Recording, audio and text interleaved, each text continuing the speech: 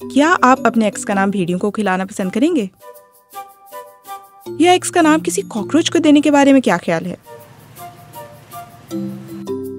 Valentine's day अमूमन couples के लिए होता है ताकि वो अपनी मोहब्बत को सेलिब्रेट कर सके। लेकिन अगर आपका रिलेशनशिप खत्म हो चुका है तो इस बात को मनाने के भी कुछ दिलचस्प तरीके हैं। पेंसिल्वेनिया की एक जंगली हयात की पनाहगाह में आप अपने एक्स के नाम वाली कुकीज भेड़ियों को खिलाने के लिए उनके सामने फेंक सकते हैं और ये सब फंड रेजिंग के लिए किया जाता है। साबिका गर्लफ्रेंड, बॉयफ्रेंड, बॉस, शरीक हयात, रूममेट, आपकी साबिका रिलेशनशिप्स की कोई हद नहीं।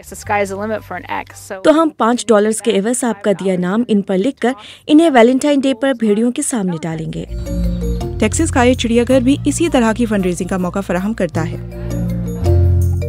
आप थोड़ी सी रकम के अपने एक्स का नाम किसी कॉकरोच, रोडेंट या सब्जी को दे सकते हैं और फिर ये सब जानवरों को खिलाया जाता है। उम्मीद है आपके एक्स की वजह से जानवर बीमार नहीं पड़ेंगे, बस उनका पेट जरा ज्यादा भरा भरा रहेगा।